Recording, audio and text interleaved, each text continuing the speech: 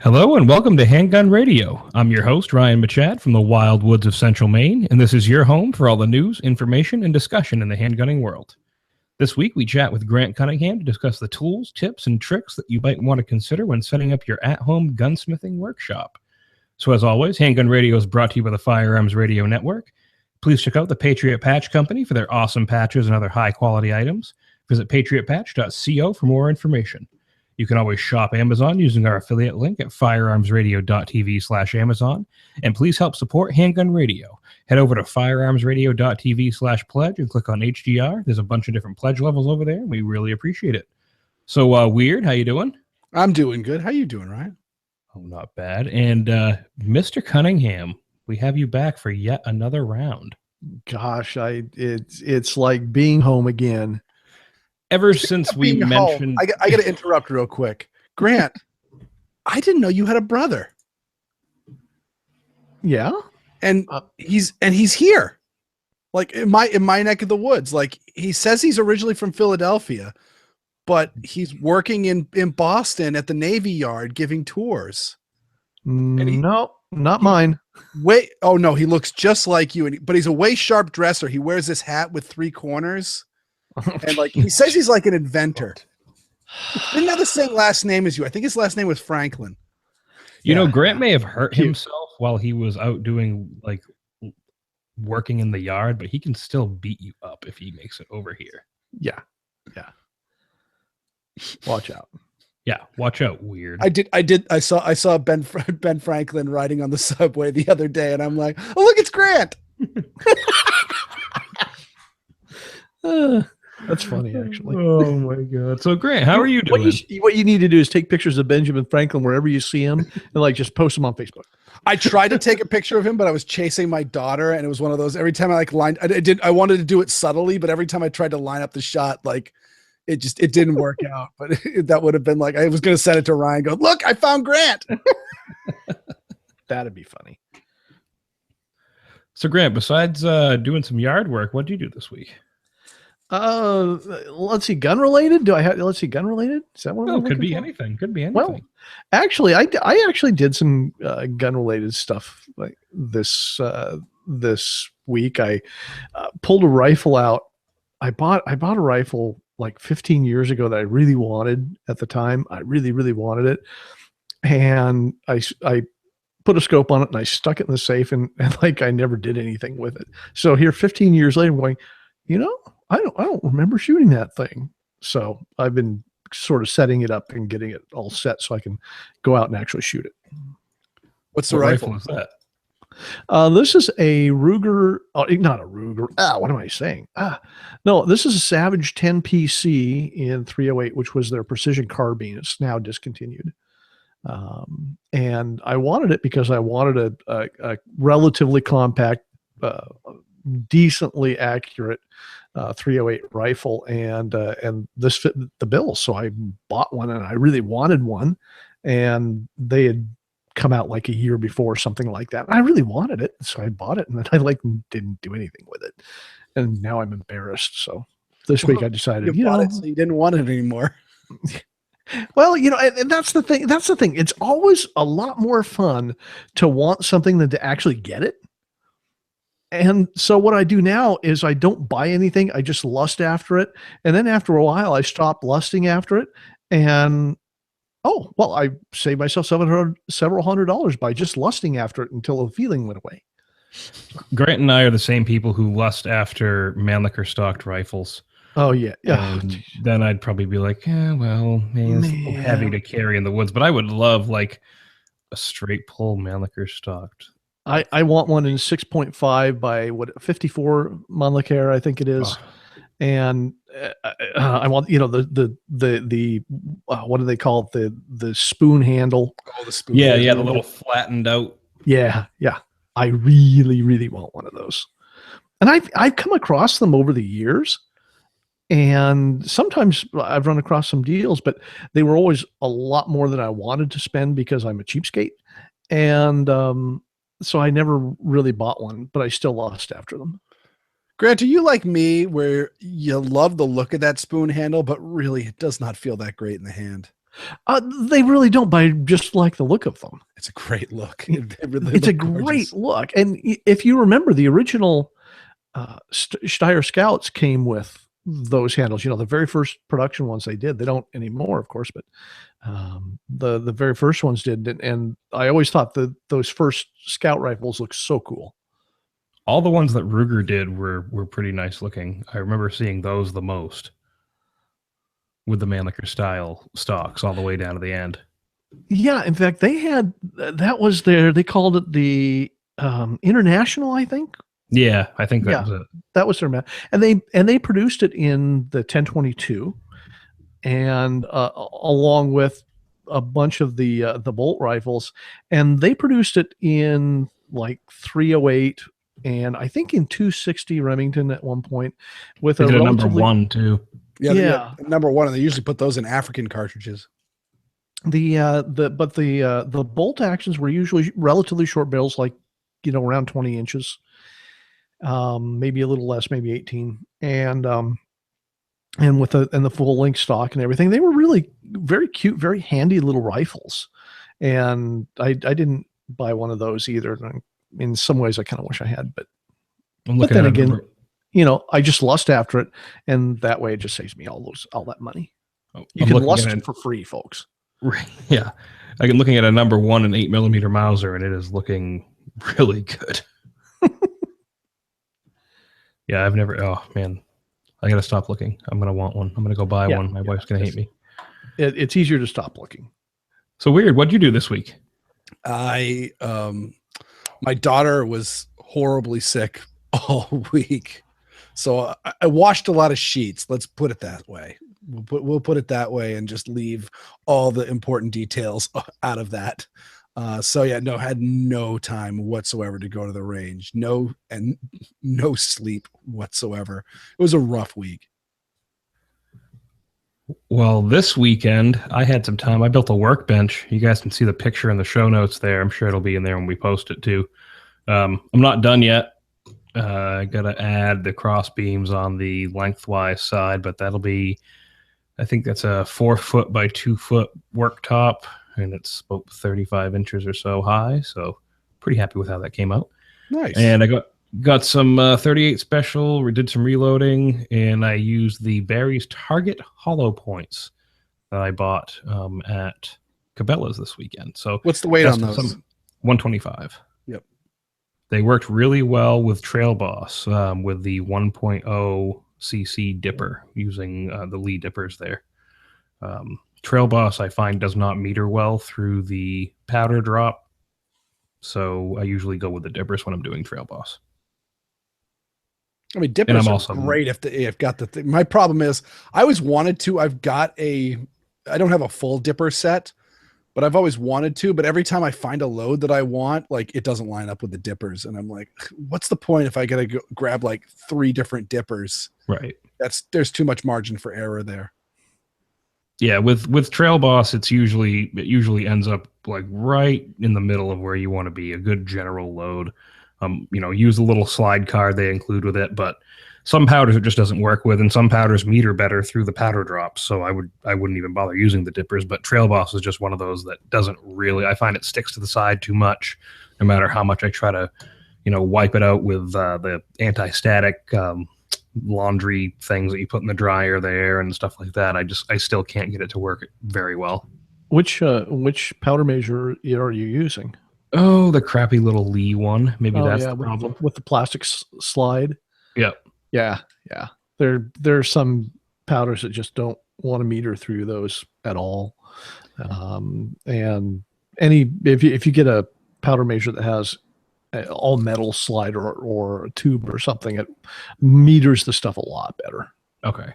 Yeah, I'm going to have to invest. That's my next purchase. I mean, I'm not someone who loads, like, I'm not into, like, oh, yeah, I got to get this many rounds out in a day. Like, if I have a couple extra hours, I'll go down and load. I batch load, so I'll have, 50 or 100 in a tray, and I'll do that with the dipper. I mean, it doesn't take me that long. So I had a good time. I enjoy it. I'm not a big volume loader. I just load to shoot my revolvers. The 9mm stuff, if I keep enough. Right.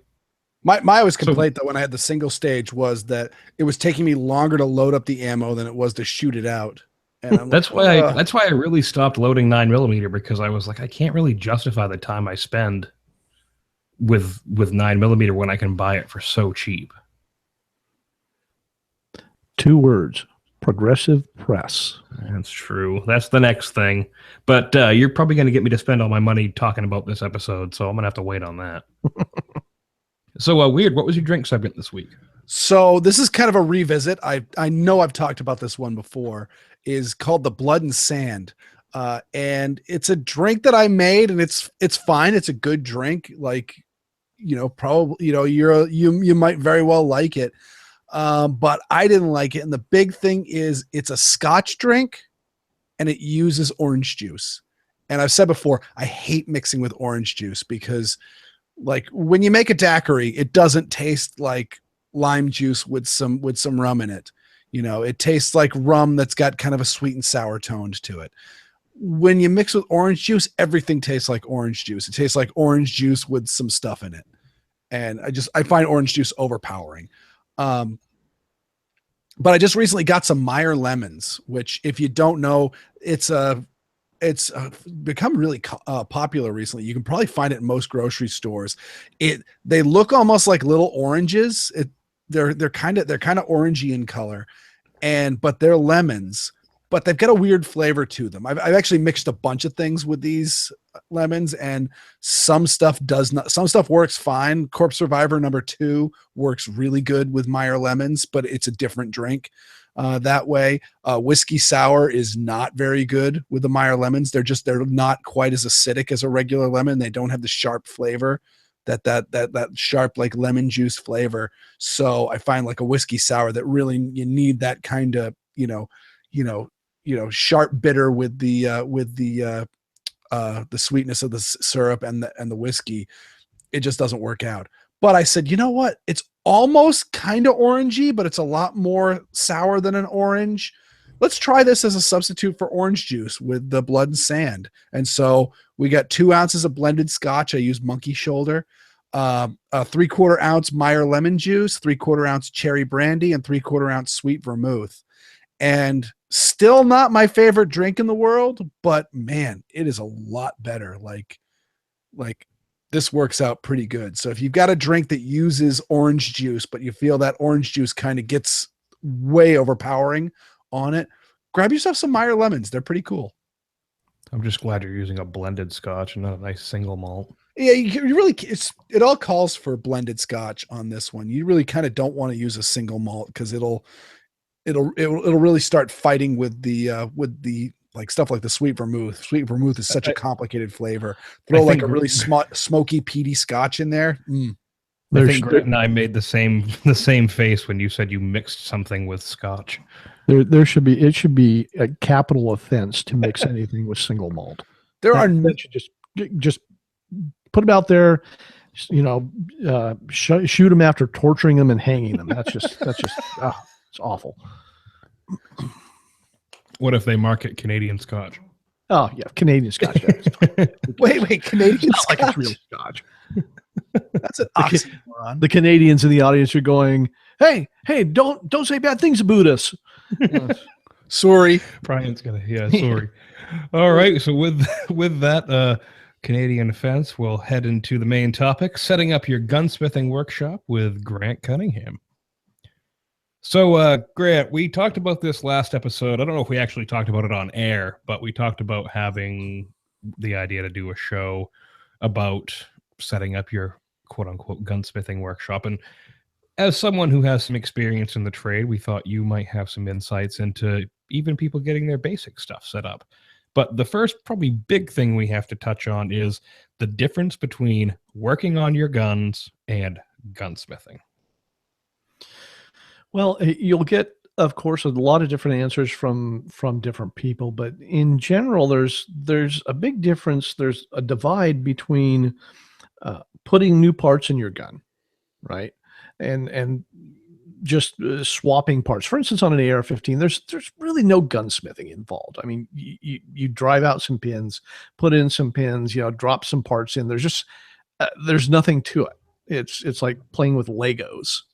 And so you have that, and that's just parts changing. Then you have the situation where you're putting in parts, but maybe they require a little bit of fitting. For instance, if you're putting a new hammer or a new trigger into just either a revolver or an auto pistol, you may have to do a little bit of modification to it to get it to fit and function correctly. So there's parts fitment. And then you have what I consider actual gunsmithing, which is being able to, if necessary, make parts from scratch, from a hunk of metal, make a functioning part out of it and fit it into the gun if you need to. And so that's usually how I sort of classify this stuff. Most of the stuff that most people are going to do at home is going to be parts changing, or perhaps a little bit of parts fitting if they know enough to be able to do that and they're working on the kind of gun that needs that. Maybe they'll do that. The point at which you get into actually fabricating parts and making parts usually gets into a whole different range of skills and equipment needed, that kind of thing. So at the basic level, the idea of parts changing, that's where we need a minimum of tools and a minimum of skill, realistically. It's when we get into that second part where we're perhaps fitting existing parts to guns, and perhaps we might be doing things like taking barrels off of rifles and putting other barrels on, that kind of thing. That will need another increase in tooling and the kinds of things that you need. And then, like I said, when you get up to that point where you're actually fabricating parts and doing that kind of thing, that gets into a whole different area. And there aren't a lot of people who do that at home. And there are some, of course, but not a lot. Yeah, this episode is going to focus more on like you want to get into machining, some light machining, go educate yourself and learn some certain things and maybe be able to thread your own barrels in your at-home workshop. I'm not talking about, we're not going to discuss, working on your gun and cleaning it, because that's something you could essentially do on your kitchen table. And a lot of the parts changing stuff is really something you could do on your kitchen table too. And a lot of people do. Right. Or get it so you're making a gun out of like an 80% lower and have it not be a total crapshoot. Like, right. How many people do you hear about like, oh yeah, I think I want to do an 80% lower build, so I bought 3 80% lower receivers because I know at least one of those is going to go right in the garbage can. And I mean, they do great. Some people do really good work with like a hand drill, but I just don't trust myself. I would like to have the stability of a drill press, but some people do, they do it with a hand drill and they do really good jobs a lot of the time. It's amazing sometimes if somebody is very, very skilled, you can do a lot of things with very, very simple tools. And it really gets back down to the skill of the person. The person who has the skills can do wonderful work with all the power equipment that they need. But if they have the skill, they can also do it by hand. I remember back in the days when I was studying watch and clock making when I was in high school. And one of the first things that you do is you sit there and you learn how to file. And you get a block of metal and a file, and you learn how to file flat surfaces, perfectly flat, or at least very close to it. And then you learn how to make 2 flat surfaces that are at exact right angles to each other. And then, you progress to doing that kind of thing. And so by the time you get done with this, you can make all kinds of things with nothing more than a file and a block of metal. Of course, it takes you a year or 2 to get to that point.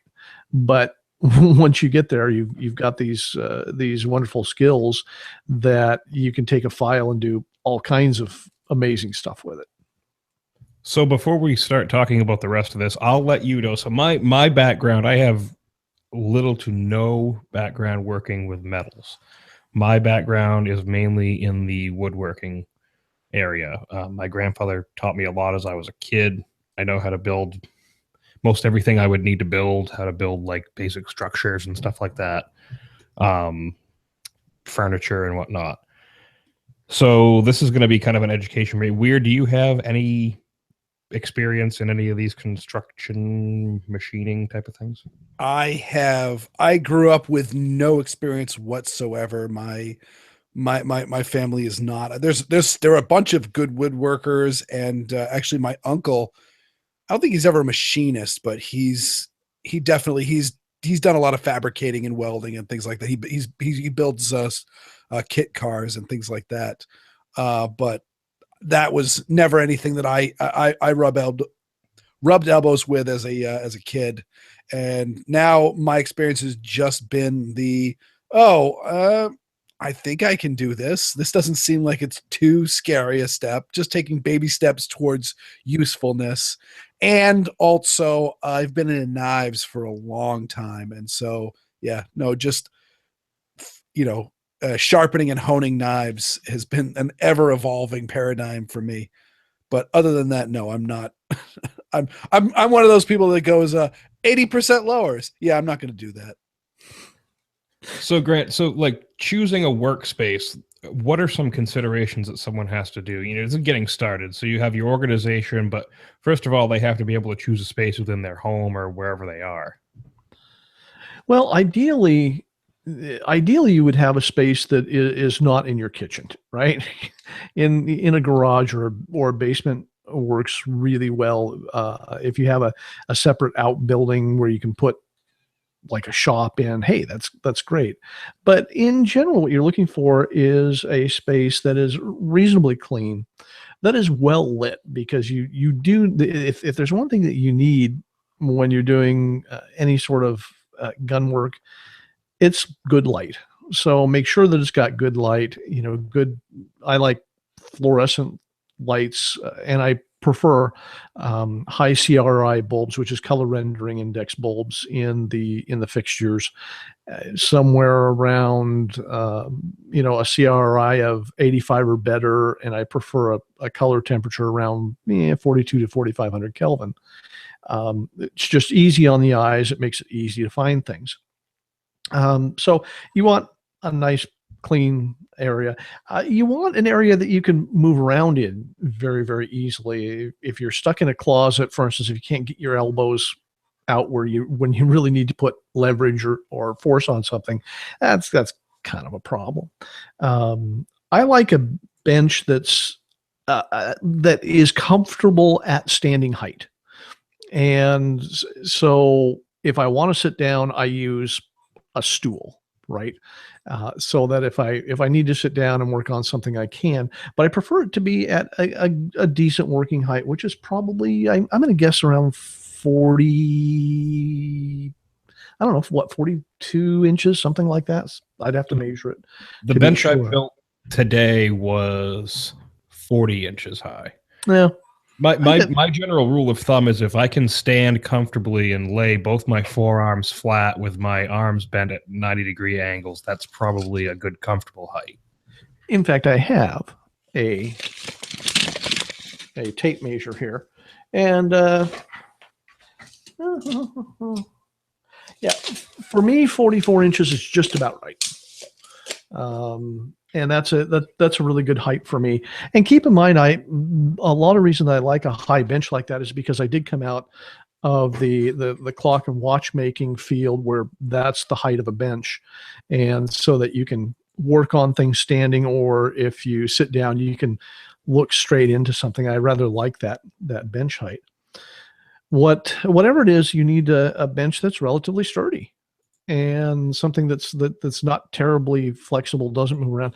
If you have a bench that's suitable for a reloading press, that's about the kind of structure, the kind of rigidity that you would like to have, because you'll be pounding on things, and you're going to need to mount a vise, a small vise to it. So you need something that is relatively stable, that will handle that. And remind me to talk a little bit about vices later, by the way. There was a not everybody that would be able to like build their own bench, but I know this weekend we were looking at a Harbor Freight and they had I don't remember how long it was. It was a good sized workbench with a pegboard on the back of it, and it was very, very sturdy, big thick legs, nice big thick top, and enough places for you to mount anything you wanted to mount. And I think they were only asking like $129 for it. Yeah.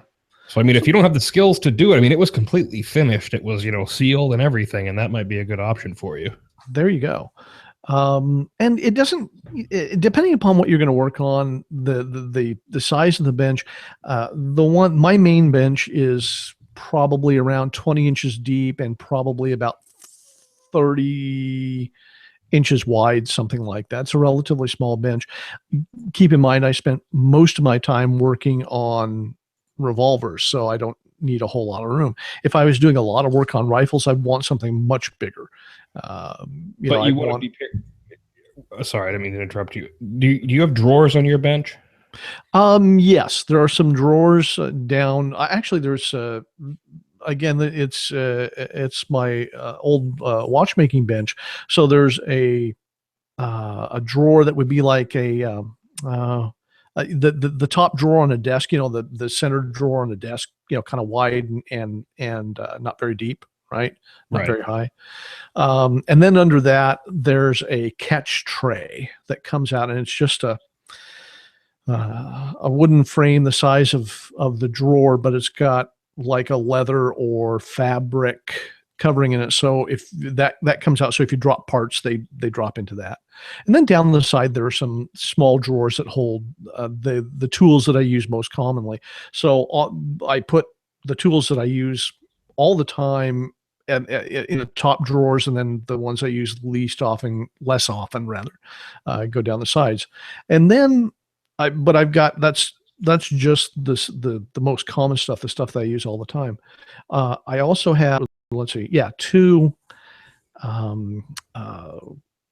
they're kind of like file cabinets, I suppose, and they were designed to hold some sort of I think computer punch cards. That's how old these things are, but they're metal, and they're probably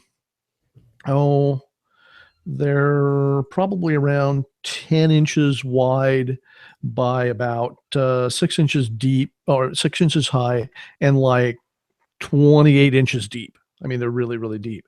And I have a bank of those directly behind the workbench, and that's where I keep all the rest of my tools, which is handy. The stuff that I just don't use as often goes into those, so I can just spin around, grab what I need, and turn back around and work. And that works pretty well. And I also like to have some pegboard on the back side of the bench. A lot of workbenches, of course, have pegboard or slat wall or something, whatever it is, so where you can hang tools that really don't fit well anyplace else. So on my bench, I've got hangers for all the various pliers that I use all the time, and then I hang the hammer that I use most often, and stuff like that. And so that all sits on the pegboard, where it's real easy to just reach across, grab, and as I need it. And so anything that can be hung that gets used frequently gets hung on that pegboard. Now, the other thing I bought down at Harbor Freight that weekend was the padding for the floor, because you're standing on a concrete floor in a basement, for instance, or out in a garage on the concrete slab or something, and you can get fatigued just standing there. So having that floor there, helps you find things when you drop them, because it stands out a lot better on a black floor than a concrete floor, and also kind of reduces fatigue and like stress on your body and whatnot. Yeah, I like I've got some of that kind of interlocking foam, anti-fatigue matting on mine, and I used to have there's a kind of anti-fatigue matting that's kind of harder rubber, that's got holes in it, or usually like hexagonal holes in it, that kind of thing. And I used that for a while, and I really didn't like that, because if I dropped something, it would get in one of those holes, and I'd have to figure out where it was and fish it out. Right. So I didn't like that at all. So I went with just the solid foam matting, and I generally prefer something. You can usually get that stuff in kind of a medium gray, which I really like because parts show up on it very, very easily. Speaking of that, by the way, on the work surface, you obviously want something hard and smooth on the work surface of the bench that actually you can't gouge and stuff like that. So Formica works really well. And an old trick from the jewelers that, and this used to be really common, is that you get the top in a in a very light green color, almost like a pastel green, I guess. And the reason for that is because no matter what color part you drop on it, it'll show up against green. And it's very easy on the eyes. You used to see accountants and bookies and wearing the green eye shades, right? Because it was very soothing to the eyes. And so I like that on the top. One of my benches has that, one of them doesn't. And I actually prefer having that green surface. So basically, people have to consider what their primary work's going to be. And then they also need to have some sort of educational literature, because people can, and they often do. And that's why a lot of gunsmiths stay in business.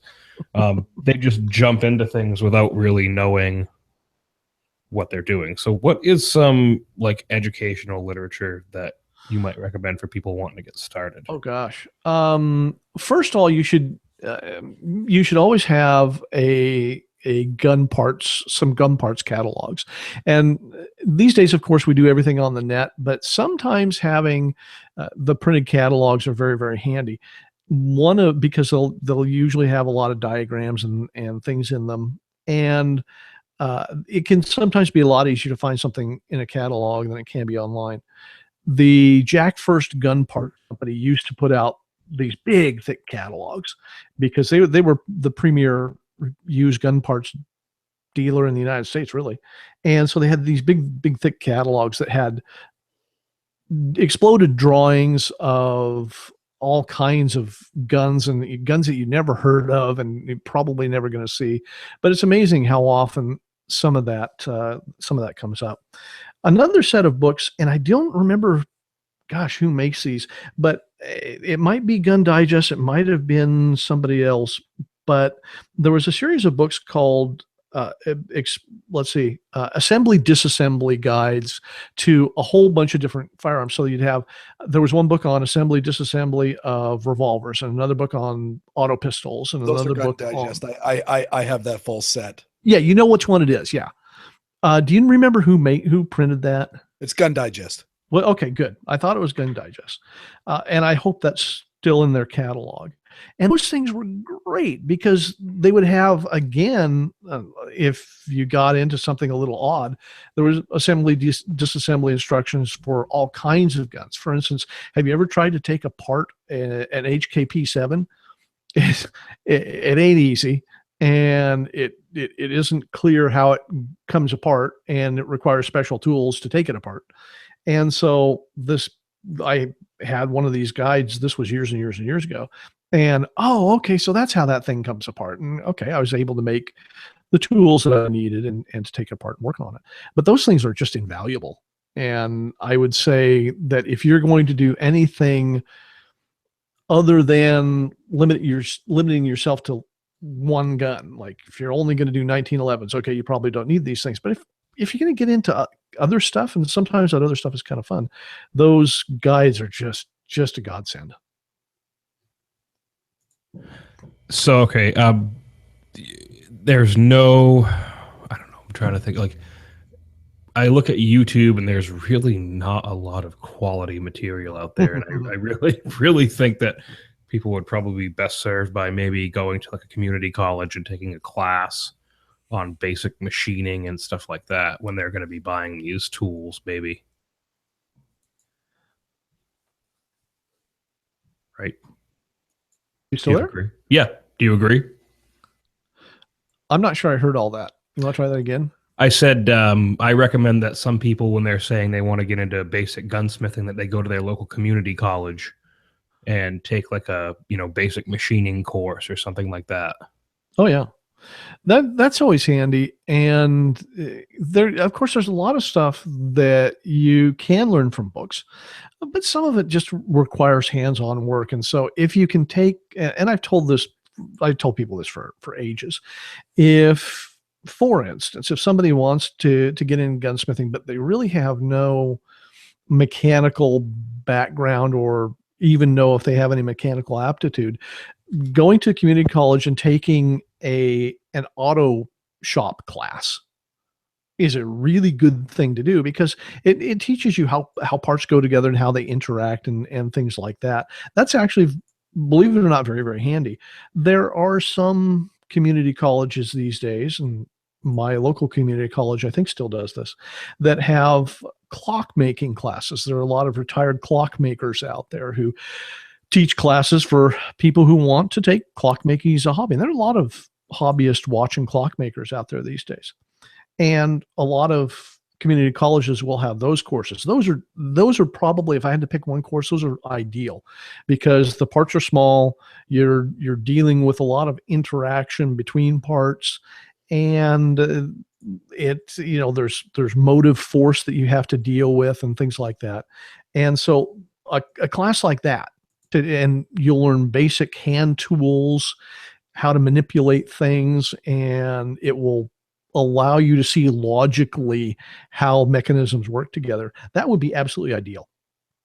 And so a class like that, just to build the mechanical aptitude for somebody who doesn't have it. And beyond that, then any machining courses that they have, any of them, just take them all. Any welding courses. If you have a community college that has a knife making program, that'd be awesome, because part of sometimes what you end up doing is polishing and heat treating of metal.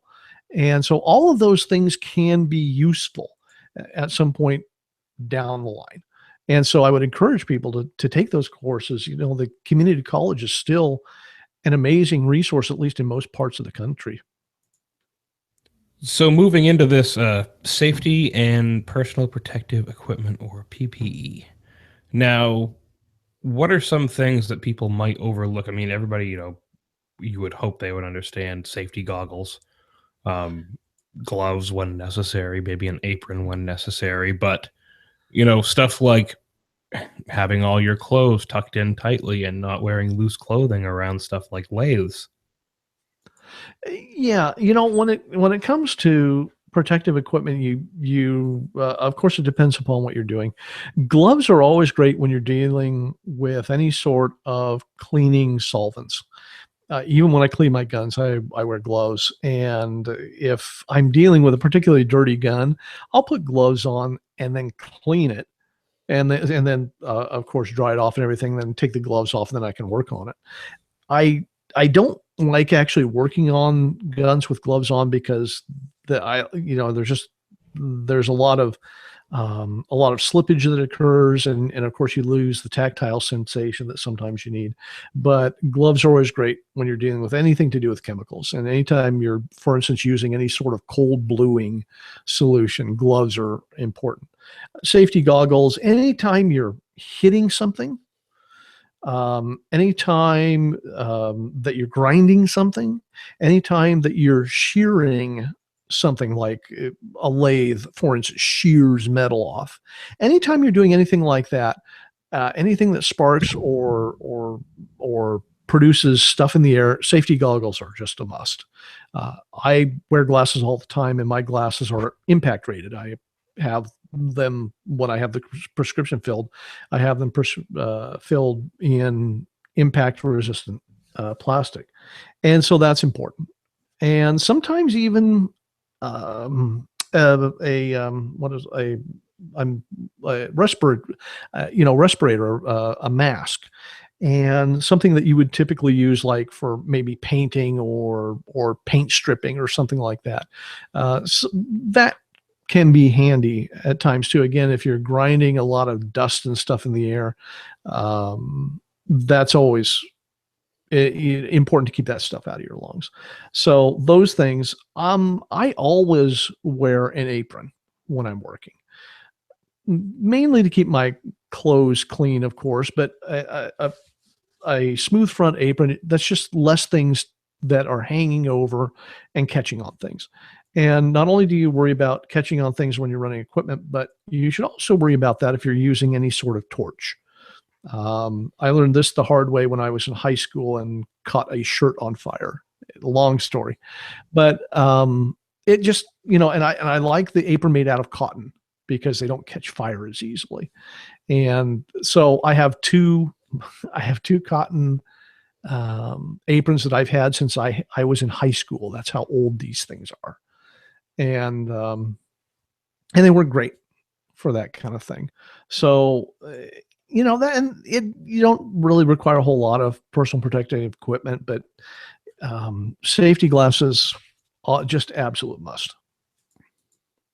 Now, what about, you talked about, for grinding metal, using torches and all that. What about fire prevention?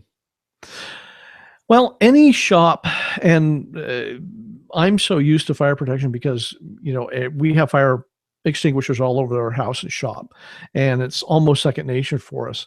But any shop should have a fire extinguisher, of course. And the thing is, if you're grinding anything, there's always a fire risk.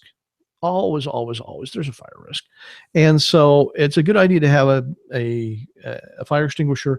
If you do any reloading, you have to have a fire extinguisher, as far as I'm concerned. Anytime you're working with gunpowder, anytime you're working with primers, any of that kind of thing, you should have a fire extinguisher. Oh, by the way, one other thing that the respirator is good for, when you've tumbled your brass and now you're using one of those sifters to get all of the tumbling media out of your brass, and it puts dust into the air, dust that might have lead in it, respirators are a really good idea for that too. Oh, wow. I never even thought of that. I mean, I don't tumble my brass, but that's something. Wow. Yeah. Something most tip. people don't think about. So basic hand tools. All right. First thing about tools is that it always pays to buy quality. Always pays to buy quality. And you're not going to get quality realistically unless you happen to live near an exceptional retailer. You're not going to get good quality probably from your local retailers.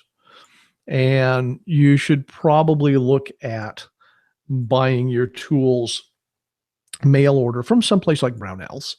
Brownells carries a lot of good tools. They carry some tools that are merely okay, but they also carry some good tools. But pay the money, get good tools.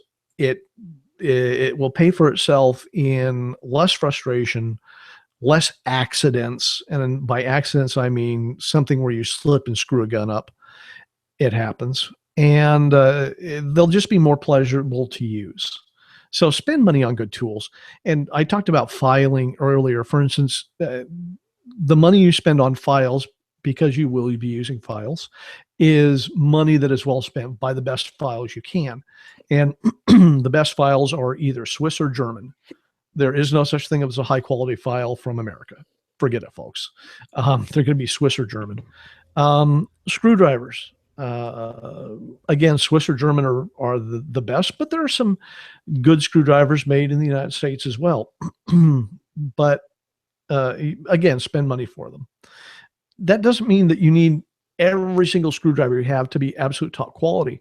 For instance, I have my best screwdrivers in just a few sizes that I use all the time that are very commonly used on the kinds of things I worked on.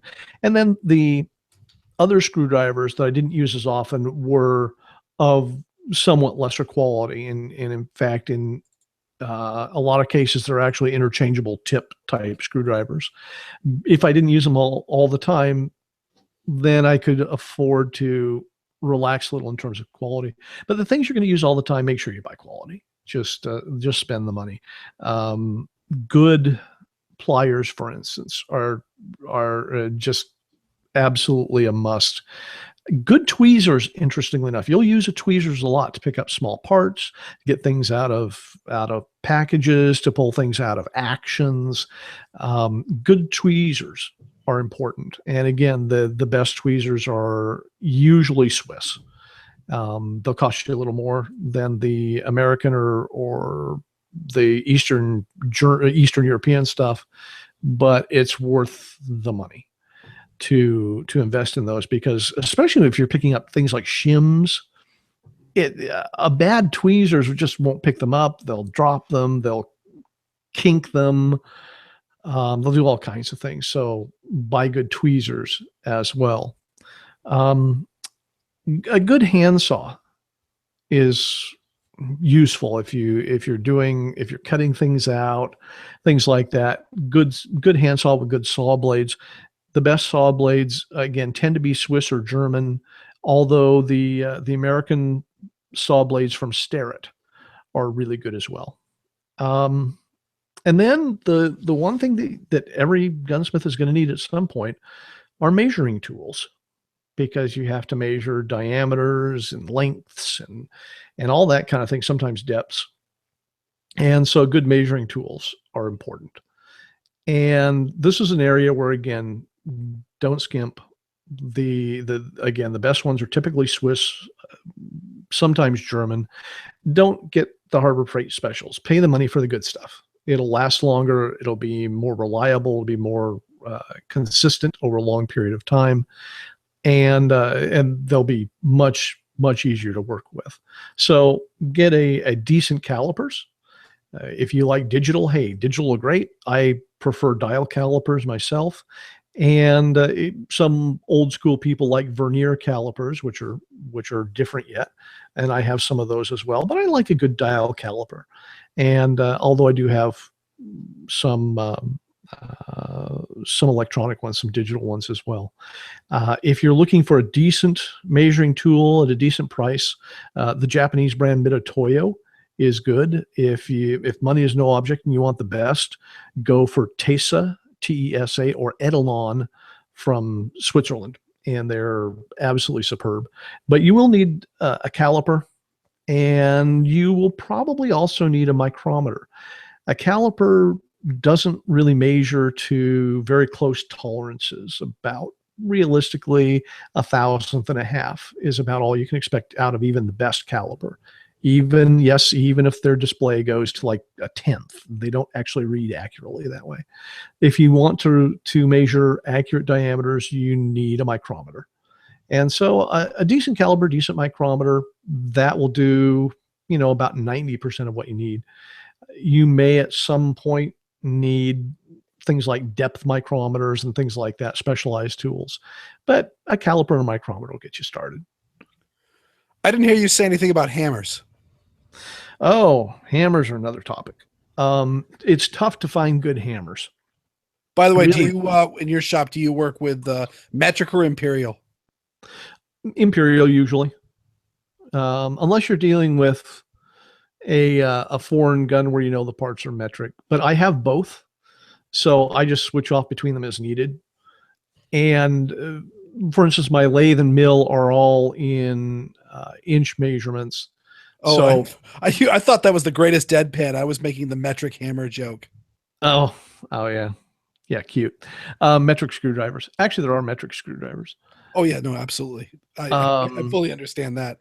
I went, oh yeah, no, this is a serious answer to a foolish question. Yeah. But seriously, on hammers, what are some of the hammers that? I tell you, I have not found really good hammers. Yep. Good hammers are hard to find.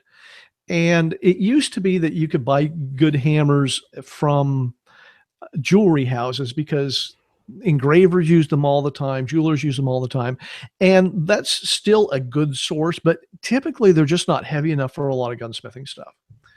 And so again, go back to Brownells, and Brownells is kind of my go-to source for gunsmithing tools because generally they have good quality tools because they're selling to people who use these things all the time, right? And so, but good hammers, I like, first of all, I like a hammer that has a brass face on it. You get brass hammers. Sometimes you'll need steel hammers, although I find I don't really use steel hammers all that much. I usually use brass hammers, and occasionally I'll use oh gosh, like a nylon faced hammer, Delrin faced hammer. And those are what I prefer to use. The Brownells has carries the Grace line of tools, which are actually fairly good quality, and they have some nice brass hammers, and they also carry what they call I think they call it a premium hammer, which is a brass head that's got a Delrin side and then a brass side on the other end of it. And those things are really nice. They're expensive, they're probably $25 or $30 now, but they're really nice and they work really well. And I would really suggest those. In addition to the hammer, you're going to need punches to go with the hammer, because that's what you're usually using the hammer on. And so having a set of punches is good. You'll need a set of roll pin punches, probably. If you're working on older guns with exposed pins, they'll usually be domed, rounded, and there are special punches to take those out, and you might need those if you work on those kinds of guns. A larger punch for drifting sights out is also a handy, and those can either be brass or nylon tipped, and sometimes aluminum tipped, and I use all three depending upon the job at hand. So again, good set of punches. I will tell you that the tendency, and I fell into this a number of years ago, is to get the punches that have replaceable pins, right? And the replaceable pins are great. I mean, it's a great concept, works really well, but the punches themselves are very, very poor quality, and they loosen up, and it's just a pain in the rear. Just get the solid punches. They work better over a long period of time than the interchangeable ones. And you're going to break a few of them. Just accept that you will break a few of especially the really narrow ones. But the interchangeable ones just don't work very well. Yeah, I have to get a set of pin punches. I'm kind of embarrassed that I don't have a good set. It opens a whole new door to you. You just it's one of those things of it's like the person who says to you, why do you carry a knife? Why do you have a knife on you? It's one of those, like, go buy a decent pocket knife and just throw it in your pocket. And within a week, you'll forget to put it in your pocket one day, and you'll be like, oh my God, where's my knife? Oh my God, where's my knife? Yeah, that's exactly it's one of those things of once you have that good tool in your repertoire and you know how to use it, you're just going to be reaching for it all the time. Yeah, exactly. And the same thing, but having a pocket knife, I agree. Oh, geez, I can't imagine living without a pocket knife. I've had a pocket knife in my pocket since I was in like third grade, with very few exceptions. And I just can't see myself living without it. And the same thing is true with good tools. And the one thing I have noticed, and I've noticed this not just with gunsmithing, but everything else, I have never regretted the purchase of a quality tool. Never, ever, ever. I've regretted a lot of other things I've bought in life, but I've never regretted the purchase of a good tool, because they last forever. They work well. They make it easy to do the job. Just spend the money and get good tools, and it'll cost you. So basic power tools, then kind of moving into more complex power tools. We're talking like, drill presses, milling machines, lathes and milling machines, probably in the more complex area. But what are some things that people should kind of look at And should they buy things when they realize they need them, or should they buy a bunch of certain things at the start? Okay, the first thing that everybody needs is a rotary tool. And most people know these as Dremels. I do not recommend buying a Dremel, unless you just want to screw things up. But a rotary tool, a handheld rotary tool, I use mine constantly to do all kinds of different jobs. And a good one is just invaluable. Now, the problem with the Dremels, and the reason people make jokes about Dremels and gunsmithing and how people should be flogged for using Dremels, is because they run at very, very high speed. They have very little torque, but they run at very high speed, and it's very easy to screw something up with those things. What you want is something that runs at a lower speed than a Dremel and has a lot more torque. And the very best thing is to get what's known as a Fordom, Fordom. It's a flexible shaft rotary tool that has all kinds of different hand pieces that will go on it. They even have hammer hand pieces if you want to do stippling and things. They're really cool. But a Fordom has a motor that hangs from a little hook, and it's got a flexible shaft that has the handpiece on it, and then it's got a foot control for speed. And they're very torquey. They'll do an amazing amount of work, and you can, after you get used to using it, it's a very fluid thing to match the speed to the work that you need done. They're expensive. I have not bought a new one. In fact, I'm going to do a quick search here while I'm talking to find out, because I don't know what a new one costs. But to give you an idea, the one, I actually have two of them. And the one that I use all the time is probably, it's a good 30 years old now. I got it from my dad, and he used it for I don't know how long. But a Fordom tool is, they're about a basic one is about $330 or $40 now. So it's a lot more expensive than a Dremel, but it's a far more precise tool, a far more controllable tool. And it's the one tool that I think I really wouldn't want to do without. Put abrasive pieces on it, cutting pieces, grinding pieces, all kinds of stuff, all kinds of jobs that you need to do as a gunsmith. And I even drill with mine. If I need I need this little hole here. Okay. And I'm done. And so a good rotary tool is worth its weight in gold. And the best one to get is Fordom. I don't even think there's anything else out there. And then of course, beyond that, you need a drill press. Interestingly enough, I don't use my drill press all that much. But it's something that, depending upon what you're doing, you may get a lot of use out of. And it doesn't have to be very big. A benchtop drill press is just fine. And most of them these days, they're pretty much all made in China. And unless you want to buy something from Switzerland or Germany that's ungodly expensive. But even a good one from China, and if you look at them in the store, you can tell the good ones from the bad ones just by fit and finish.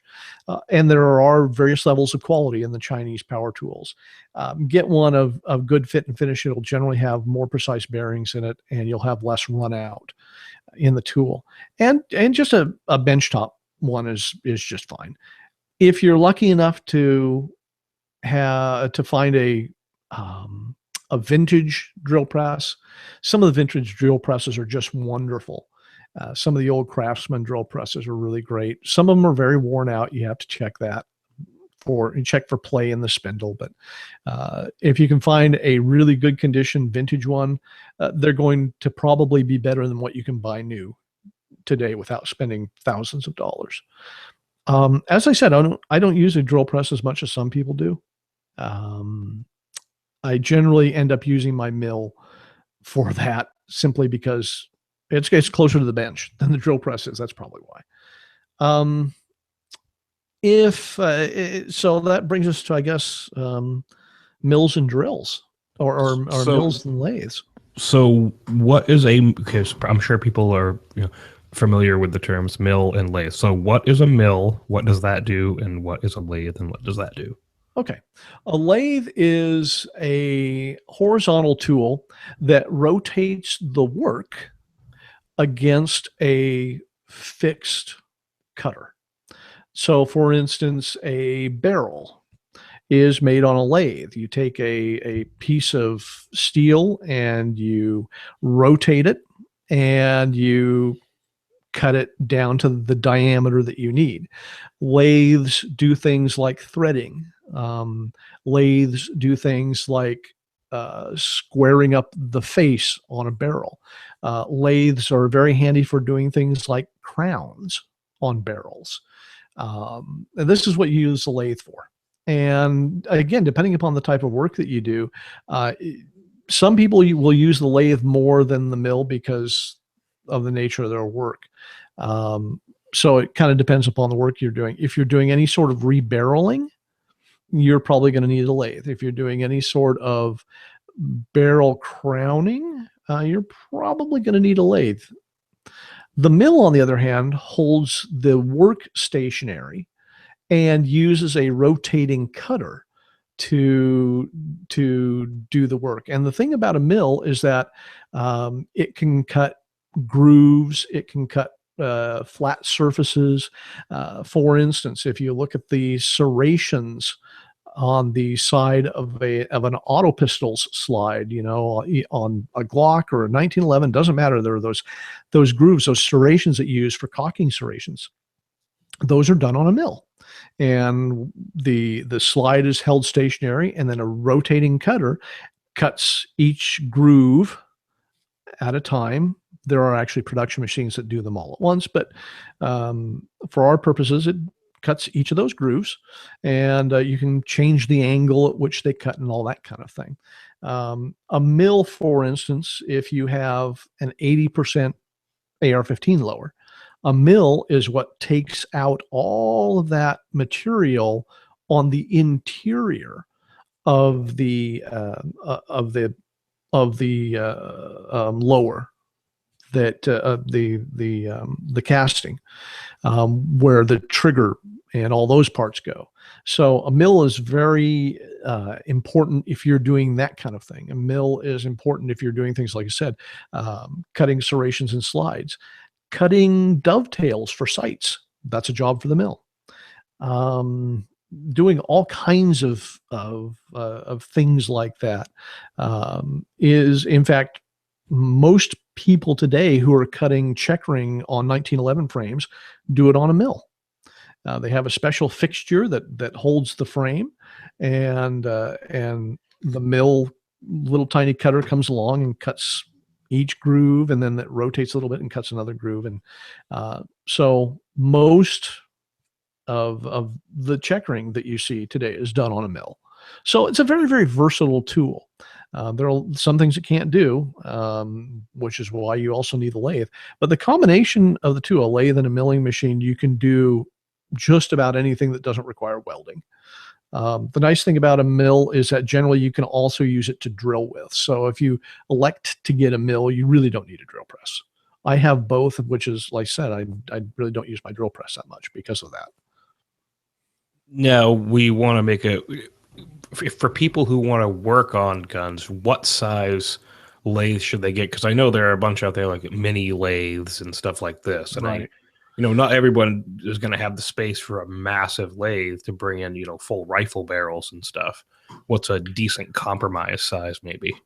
Well, it depends upon what you're doing. If you're going to do, for instance, you're going to work mostly on handguns, you can get away with a relatively small bench top lathe. And lathes are rated in terms of the diameter of the work that they can hold, actually the radius of the work that they can hold, and the length of the work that they can take. And so a benchtop lathe may turn something, say, with a 2 or 3 inch radius maximum, and perhaps, 10 or 12 inches in length. And with something that small, you can do handgun barrels.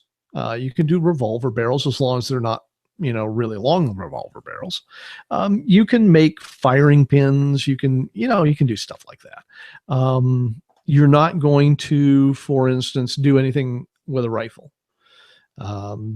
That's just not the province of these little tools. But with one of the smaller benchtop lathes, you can do those little tasks. The nice thing also about a small benchtop lathe is you can use it to make tools with. For instance, if you want to make your own hammers, you can do that with a lathe, and you can make your own hammers. You can make your own punches, that kind of thing. You can do that kind of thing with one of the small benchtop lathes. If you want to do rifles and you want to do things like threading and rechambering, and for instance, if you want to thread rifle barrels for suppressors, which is a really popular thing these days, you're going to need a bigger lathe. You're going to need a lathe that typically will have, will take diameters up to about 10 or 11 inches, and a length of, say, 30 inches or so, 36 inches probably. And more importantly, will have a big enough diameter hole through it that you can put an entire barrel through the lathe and hold it where you need to hold it. And so that's going to be a floor standing machine. They are typically going to require 220 power. Sometimes even 3-phase power, but usually 220 power. You can get some of them that will run on 110, that just barely fit within those parameters. And this is going to be something you're going to have to, it's going to weigh, probably 1,200 pounds and up. So if you have to get it down into a basement, that might be a problem.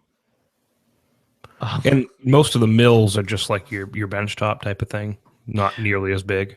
A good mill, again, depending upon what you do, is going to be, there are some small benchtop mills, but they have very limited utility. Because one of the interesting things about a mill is that you have to have enough vertical travel to account for the length of your tool. That's not a joke. We're just don't even go there. But you have to. I was waiting for him. Yeah, I know. I figured I'd head that off the pass. But you have to have enough vertical travel to be able to account for however long that bit or whatever you're using is.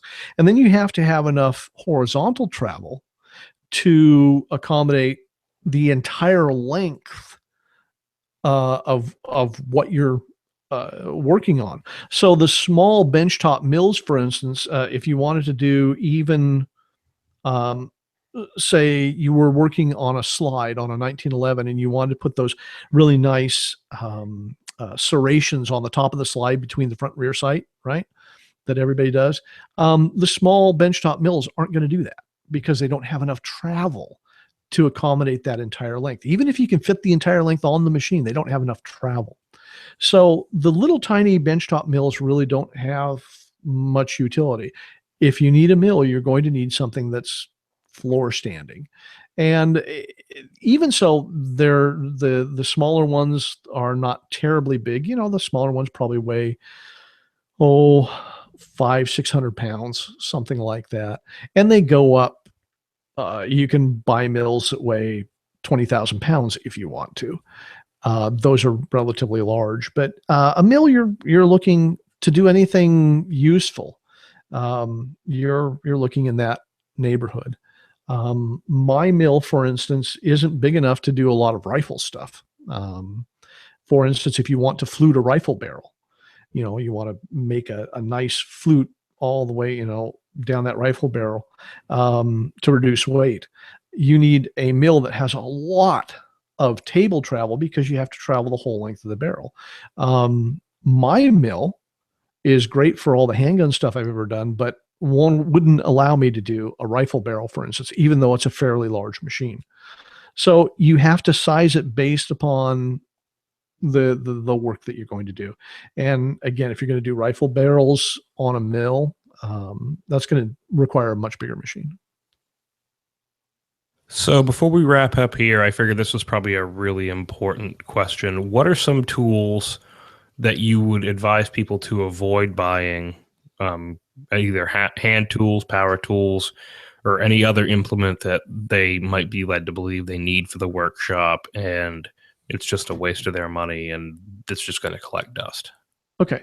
Of course, Dremels, all Dremels. Just do not buy a Dremel. Weird. Yeah, weird. Let's see. The tools that purport to turn a drill press into a milling machine, just don't. They don't work very well. I mean, the little like vice things that are. Yeah. Okay. They really don't work very well.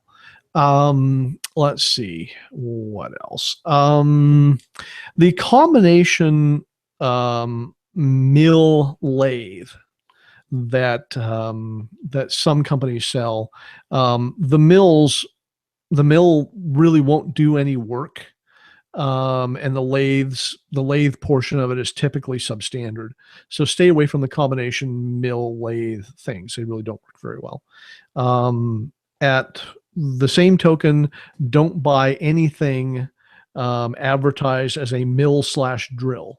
And they're easily recognized because they have a round column on which the head moves up and down. If it has a round column, it is no good for milling. Just don't even go there.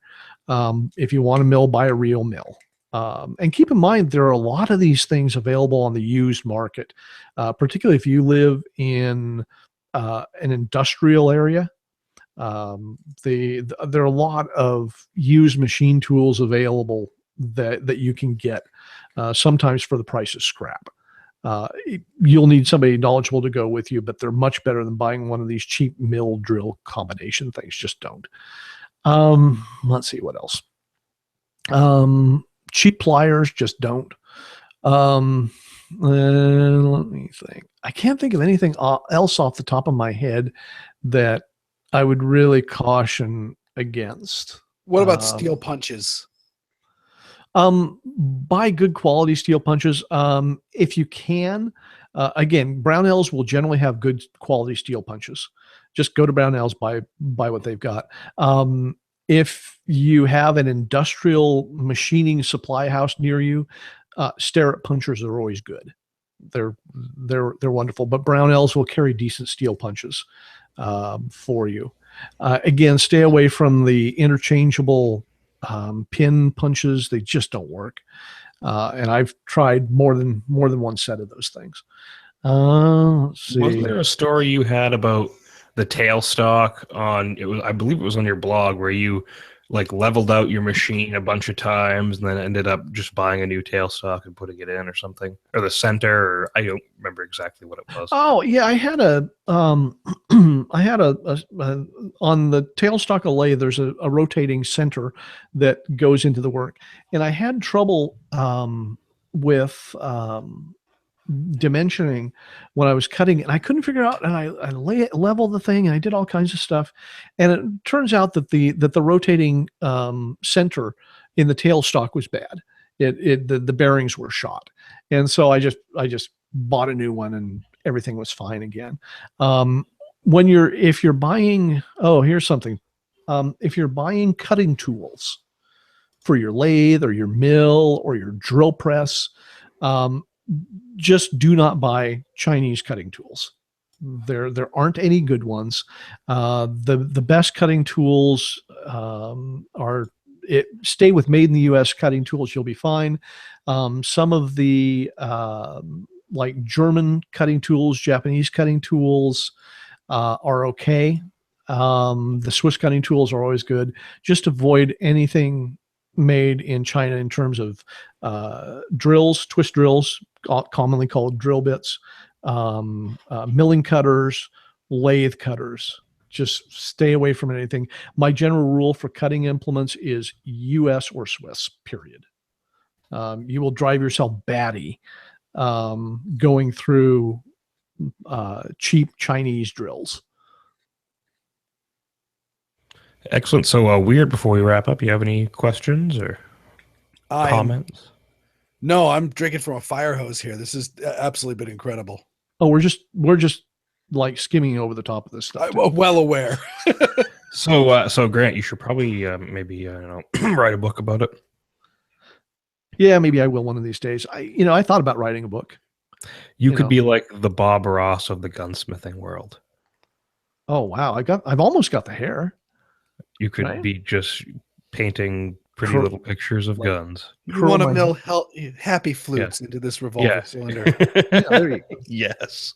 Yeah, you're much better at that than I am. That would be fantastic. You with an apron on. It's like, yep. Actually, there's a picture of me on the net someplace with an apron. So, by the way, one other must-have thing: magnification for looking at stuff. Get it. Just go buy an Optivisor, OPTI-visor. Okay. Brownells carries them. Just buy one. So you're not looking more for the visor, not like a jeweler's loop. I use jeweler's loops personally, but they are an acquired skill to use well. And good ones are not cheap, and they're hard to fit. I have the little thing. It's got a fluorescent light bulb, and it's a big magnifying glass, and you can work with stuff underneath that.